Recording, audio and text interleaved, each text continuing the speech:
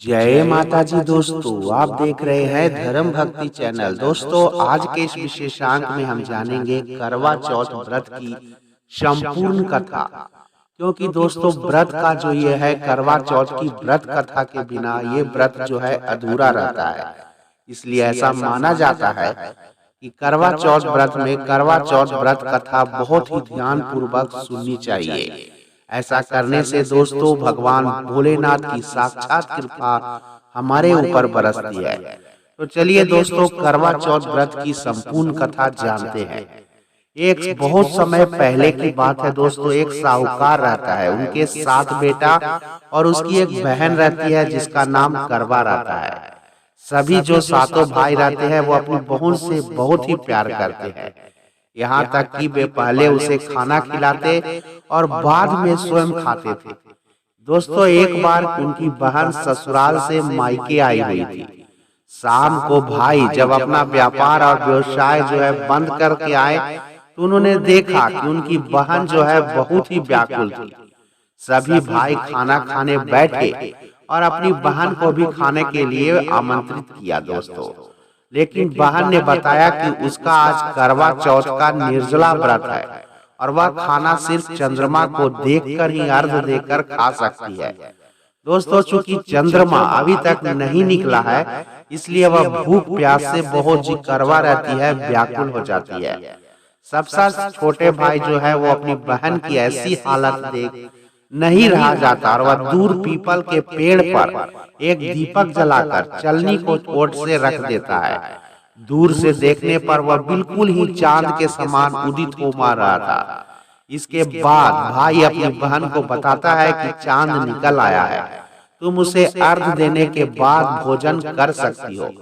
बहन जो रहती है दोस्तों, वह खुशी के मारे सीढ़ियों पर चढ़कर चांद को देखती है, उसे अर्घ देकर खाना खाने बैठ जाती है।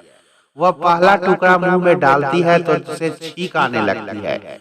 दूसरा टुकड़ा डालती है तो उसमें बाल निकल आता है और जैसे ही तीसरा टुकड़ा मुंह में डालने की कोशिश करती है उसके पति की मृत्यु का समाचार उसे मिलता है। वह जो करवा रहती है वह बहुत ही व्याकुल और बौखला जाती है। उसकी भाभी उसे सच्चाई से अवगत कराती है कि उसके साथ ऐसा क्यों हुआ।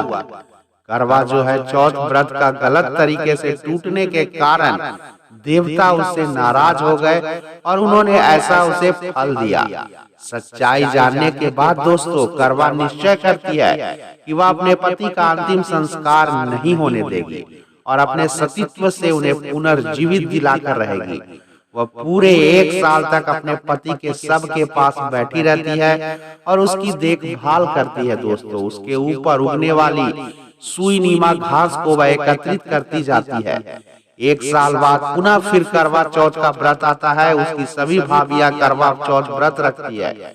जब भाभियां उससे आशीर्वाद लेने आती है तो वह प्रत्येक भाभी से यम सुई ले लो, पिए सुई दे दो, मुझे भी अपनी जैसी सुहागिन बना दो, ऐसा आग्रह करती है। लेकिन हर बार भाभी उसे अगली भाभी से आग्रह करने का कह चली जाती है। इस प्रकार जब छठे नंबर की भाभी आती है तो करवा उससे भी यही बात दोहराती है। यह भाभी उसे बताती है कि चूंकि सबसे छोटे भाई की वजह से उसका व्रत टूटा था तो उसकी पत्नी में ही शक्ति है कि वह तुम्हारे पति को दोबारा जीवित कर सकती है। इसलिए जब वह आए तो तुम उसे पकड़ लेना और जब तक वह तुम्हारे पति को जिंदा न कर दे उसे नहीं छोड़ना, ऐसा कहकर वह चली जाती है। जब सबसे अंत में उसकी छोटी भाभी आती है, करवा उनसे भी सुहागिन बनने का आग्रह करती है, लेकिन वह टाल मटोल करने लगती है। इसे देख करवा उन्हें जोर से पकड़ लेती है और अपने सुहाग को जिंदा करने के लिए कहती है। भाभी जो रहती है दोस्तों उसे छुड़ाने के लिए नोचती है, खसोटती है, लेकिन करवा उसे नहीं छोड़ती है। अंत में उसकी तपस्या देख भाभी पसीज जाती है और अपनी छोटी अंगुली को चीरकर उसमें से अमृत उसके पति के मुंह में डाल देती है। करवा का पति तुरंत श्री गणेश कहता हुआ उठ बैठता है। इस प्रकार प्रभु कृपा से उसकी छोटी भाभी के माध्यम से करवा को अपने सुहाग वापस मिल जाती है। तो दोस्तों, हे श्री गणेश माँ गौरी, जिस प्रकार करवा को चिर सुहागन का वरदान मिलता है वैसे ही सुहागिन इस करवा चौथ व्रत की कथा सुनकर अपने सुहाग अमर कर सकती है। तो दोस्तों इस दिन करवा चौथ व्रत की कथा सुनने से बहुत ही पुण्य और फल मिलता है। उम्मीद है आज की यह कथा आपको अच्छी लगी, तो चैनल को एक लाइक, शेयर और सब्सक्राइब करें। मिलते हैं फिर से एक नए वीडियो के साथ, तब तक के लिए धन्यवाद।